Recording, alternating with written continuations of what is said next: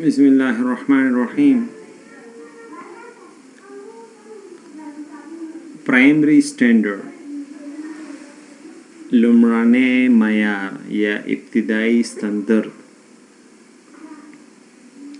کله چې موږ غواړو چې معیاري محلول جوړ کو، سټینډرډ سالوشن جوړ کو، نو د سټینډرډ سالوشن جوړولو دپاره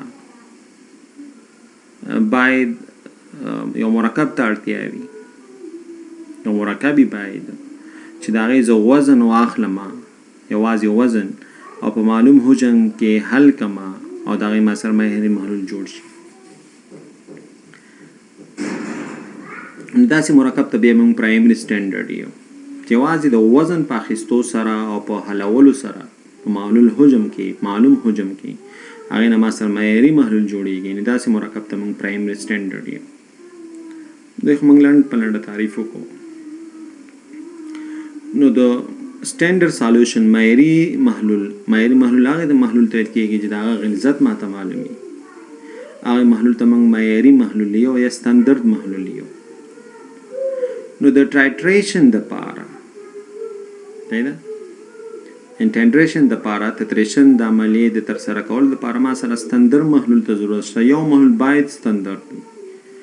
که ټایټریشن کې یو محلول هم سټینډرډ نه دی، نو موږ نشو کولی چې موږ ټایټریشن عملیه چې ترسره کړو.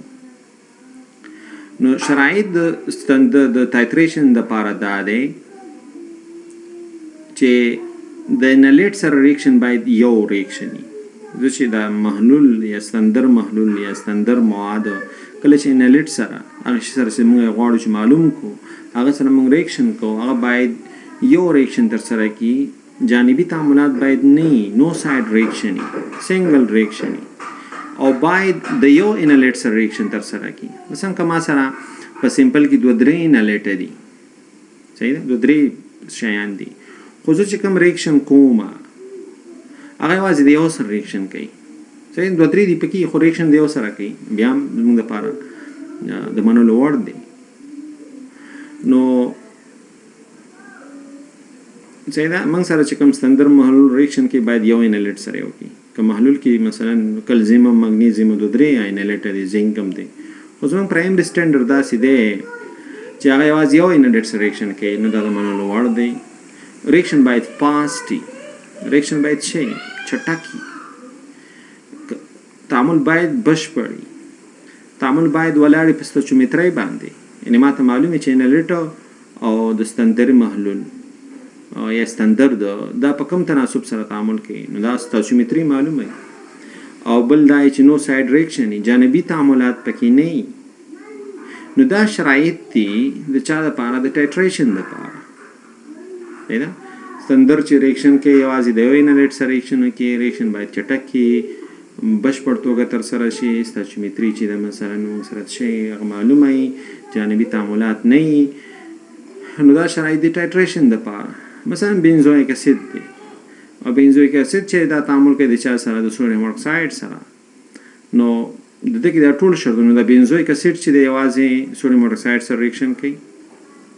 صحیح، انلیټ موږ یو دی، موږ سره سوډیم اکساید دی، بنزویک اسید سره ریاکشن کوي، ریاکشن چټک هم دی، بشپړ توګه هم سره کېږي. ستوچومتري معلومه چې یو مول بنزویک اسید د یو مول NaOH سره ریاکشن کوي، جانبي تعاملات هم چې موږ سره نه کېږي. صحیح ده. اوس بنزویک اسید ته صحیح ده، دا شرط خو د بنزویک اسید پوره کوي د ټایټریشن دپاره، خو د معیاري محلول جوړولو دپاره نور شرایط دي.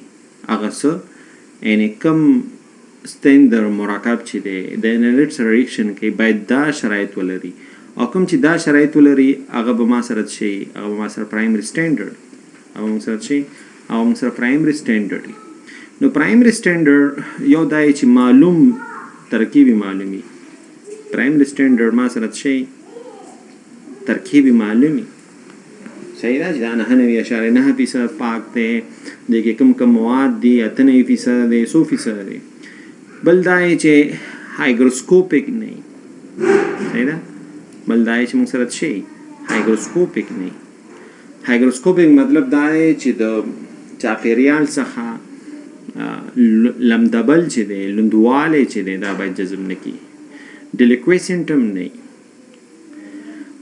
دام لمدبل او دا شین موږ سره جذب نه کی خو هایګروسکوپ ډیلیکیشن کې فرق دا دی چې کدا لمدبل یو شی مثلا یو لوندوالي جذبي خو هغه حالت کې پاتې کیږي مثلا جامد کې لکه سلیکا جل لمدبل دا شینه جذبي خو سلیکا جل په جامد حالت کې فرق نه راځي نو دې ته بیا موږ چې دا هایګروسکوپیک دی صحیح ده خو که یو داسې چې مثلا لکه کلسیم کلوراید نو کلسیم کلوراید دغه یا سوډیم هایدروکساید چې د لوندوالي جذبي خو سوډیم هایدروکساید مایع کیږي محلول جوړي سوډیم هایدروکساید چې مې بدلېږي محلول ته نو هغه ته ډیلیکویسنت وایي نو پرایمري سټانډرډ باید ما سره نو هایګروسکوپیک نه ډیلیکویسنت صحیح ده مطلب دا چې شین باندې جذبي بل دا چې دا باید ثابتي دا باید شي ثابتي په وچولو حالت کې کله چې دا موچو د سل نه سل شروع پورې یا سل نه سل شروع پورې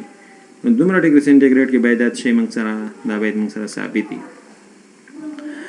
بل دا چې کاربن ډای اکساید سره او O2 سره باید ریاکشن ونه کی صحیح ده چا پیرار کې چې کوم غازونه یې باید دا جذب نه کی مالیکولي کتلې باید لوی صحیح ده مالیکولي کتلې باید شي موږ سره دا باید لوی نو څومره چې مالیکولي کتله لوی نو د وزن کې چې کومې غلطۍ موږ تر سره کوو او موږ سره کمې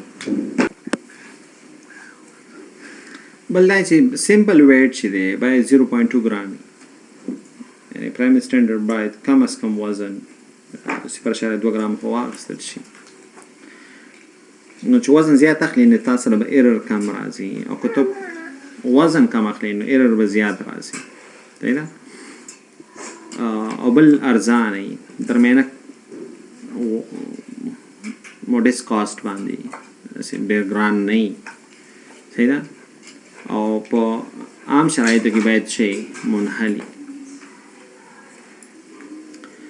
او تعامل چې دی باید د انلیټ سره سټاشومیټري کې لکه موږ چې شرط دی ویل او پریکټیکلی انسټانټینیسلی کم فاست ریاکشن صحیح ده نو بل ټایټریشن ایرر چې دی دا باید د نش برابري د ټایټریشن غلطي چې ده دا باید د نش برابري آیا موږ اسانۍ سره معلومولی شو چې ټایټریشن ایرر څومره راځي نو دا موږ سره د پرایمري سټانډرډ خواص نو هر هغه مرکب چې دا خواص لري چې معلوم اجزاوي معلومي ډیفینټ کمپوزیشن ترکیبي معلومي هایګروسکوپیک نه ډیلیکویسنت نه په وچولو باندې چې کله موږ هغه اوون کې هغه وچو د سلو نه سلو شلو پورې سلولس نه سلو شلو پورې هغه تجزیه نه شي کاربن ډای اکساید اکسیجن د چاپیریال د هوا سره هغه سره تعاملونه کې مالیکولي کتلې زیاتې درمیانه سایز کې وزن دغه چې د قیمت ګران ډیر نه او په عام شرایطو کې منحلي او سټانډرډ سالوشن چې کله انلیټ سره ریاکشن کې هغه سټایچومیټري معلوموي او موږ سره دغه تعامل چې دی په عملي توګه باندې هغه انسټانټینیسي انتهایی فاست ریاکشن او ټایټریشن ایرر چې دی دا د نش برابري نیګلیجیبلی آیا هغه موږ معلومولی شو دغه خواص چې څوک لري هغې ته موږ چې پرایمري سټانډرډ موږ یو